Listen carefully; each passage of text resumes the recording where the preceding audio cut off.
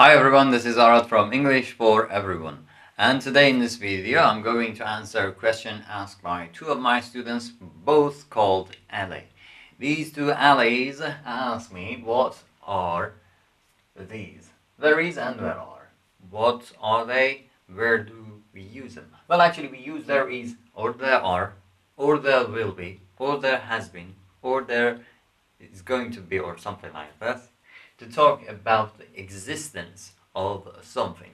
Okay, let's stop here, talk about the things that I mentioned. There will be, there has been, there will have been, and these kind of things.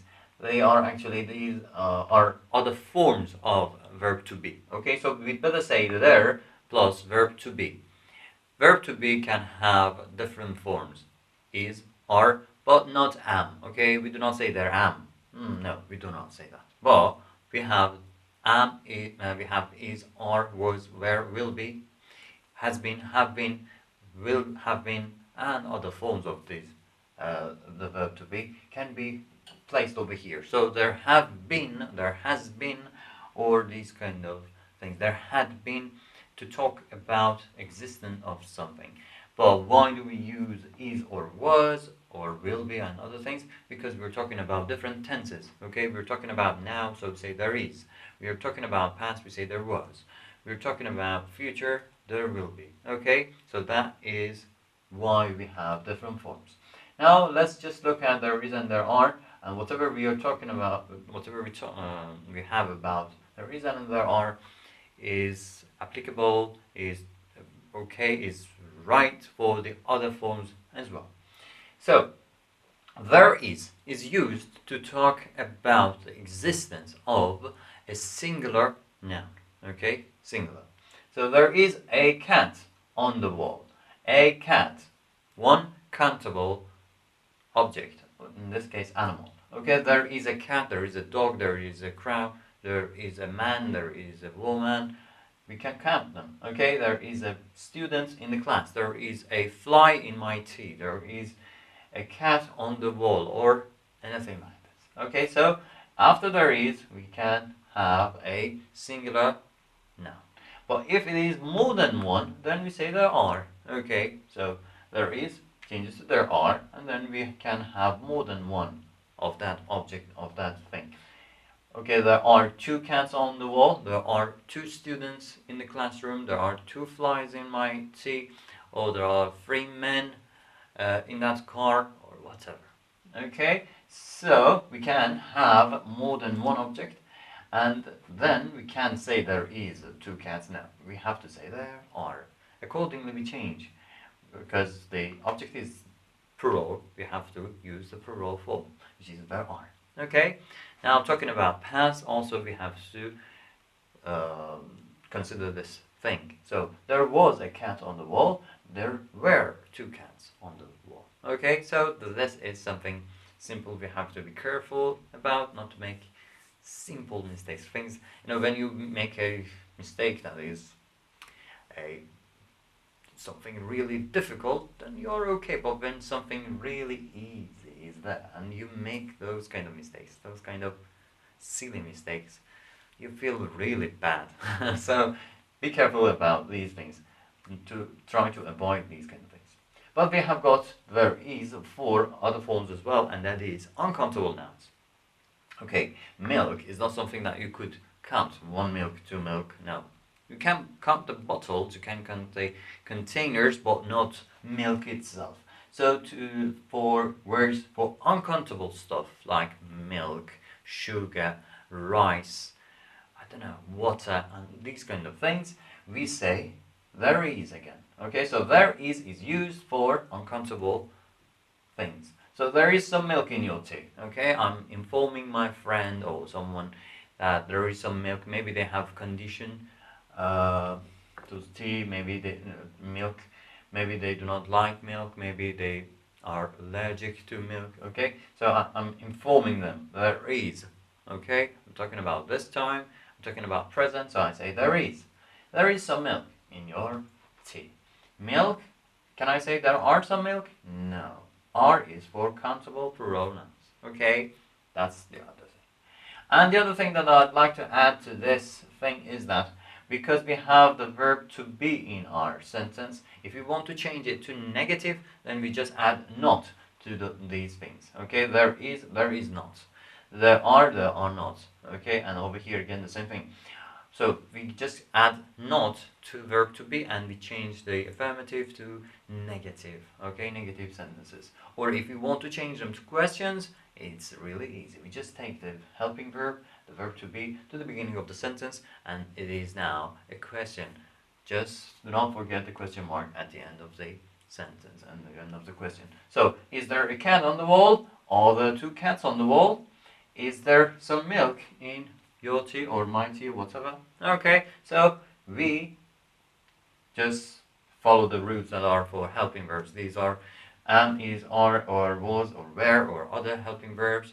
When are in the sentence, we have the same rule for them. That is, we just give them not, they change to negative. We take them to the beginning of the sentence, and they change the sentence to a question. That's the rule. So it is still the rule over here as well. Okay, but there is a difference. Okay, when we say there is not a cat on the wall, that's different. I'll explain there is not a cat on the wall over here. Okay, we'll come back to this sentence once again. Now let's talk about the short forms. So there is not can be also written there's not or said. There's in spoken form we say there's not or there isn't. Okay, so we have three forms for these three words. There is not shortened. There's not. There isn't. Okay, three forms for the same thing. They mean the same thing. But for there are, we say there are not. Okay, the full form, or there aren't. Okay, we just can shorten. We just can have these two together. Okay, abbreviation of these two, not abbreviation, short form of these two, and that is this. There aren't. We can't say they're not. That's not used. That's not English. Okay, so in the positive or let's say the affirmative form, also we can say there's a cat on the wall. There's apostrophe s. Okay, there's a cat on the wall. I can't say there are two cats. No, I can't say that. Okay, so we have the short form for are and not, there and is and not, but not for these two. Okay, you can see them over here. Okay, one form, two, and then three forms. All right, now the other thing is any. Okay, when we have is and uncountable nouns, we can also add any. Okay, it talks about the quantity and it's a bit more pressurized, let's say. Okay, we shed some light on it. Okay, so I say there is some milk. Now the sentence is negative. I say there isn't some milk in your tea, or I can say there isn't any milk in your tea. Okay, so any can be used with uncountable nouns like this. There isn't any sugar in your tea.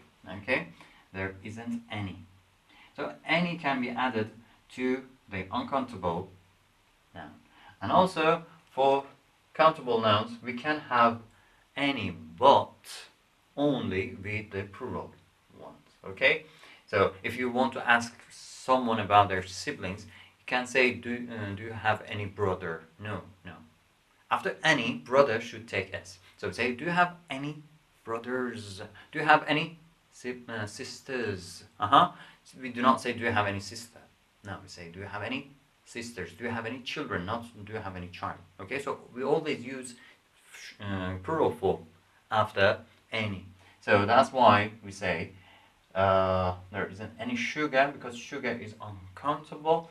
And over here, if I have the negative form, I say there aren't any cats. I change it to plural form. Okay, I can't say there isn't any cat. No, cats. After any, plural form. Alright, so there aren't any cats on the wall. Now I'd like to compare these two. There isn't a cat on the wall. There aren't any cats on the wall. These two, both of these are negative, but there is a difference between these two. When I say there isn't a cat on the wall, I am just talking about a cat. Okay, so I just cross this out and say that is not there. A cat is not there. Maybe two cats are there. Maybe three cats are there. Okay, so by saying there isn't a cat on the wall, maybe I can see a man on the wall. I say there isn't a cat. There isn't a cat on the wall. Yeah, that's not a cat. Well, there is something on the wall. Okay, I am not talking about that. So when I say there isn't a cat on the wall, then this is omitted, but it might mean something more. Okay, so be careful. You might, or someone might misuse this. Okay, you ask, "Is there a cat on the wall?" And yeah, there is a cat, and also a crow or something else over there. Well, I say, he asked, "Is there a cat?" Well, that's a cat and a crow, so I can say no. Okay, then they say, no, there is not a cat on the wall. And they mean there is something more, maybe. Okay? But when the person says there aren't any cats on the wall, that's for sure. The person doesn't mean two cats or three cats or one cat.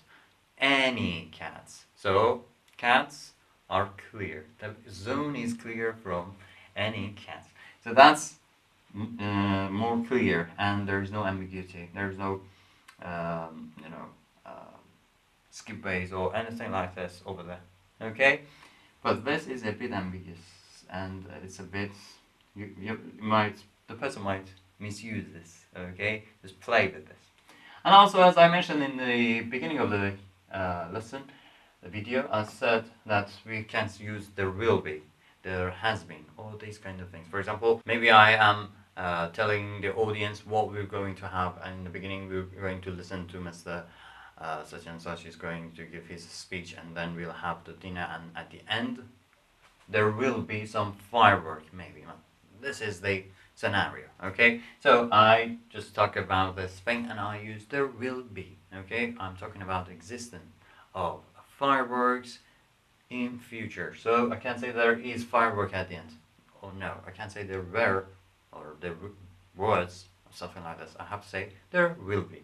So any form of verb to be can appear over here, and they are used in everyday speech and everyday English. So you might not have heard them that much. We mainly have heard there is and there are. They are more common, but doesn't mean that we can't have there has been or these kind of things. For example, there's a vacancy in the company and there hasn't been any requests for that. I can say there hasn't been any requests for this vacancy. There and then the formal verb to be, which is hasn't been, not only is or are. Okay, so those are also possible. You can familiarize yourself with these kind of expressions, or let's say combinations, because they are also the same thing. They have the same rule and they get changed to negative and question form. So if you are not familiar with these kind of things, maybe this is the time to do and learn from them. Learn them as well. Okay, I hope this has been helpful, and I'll see you in the next video. Till then, bye-bye.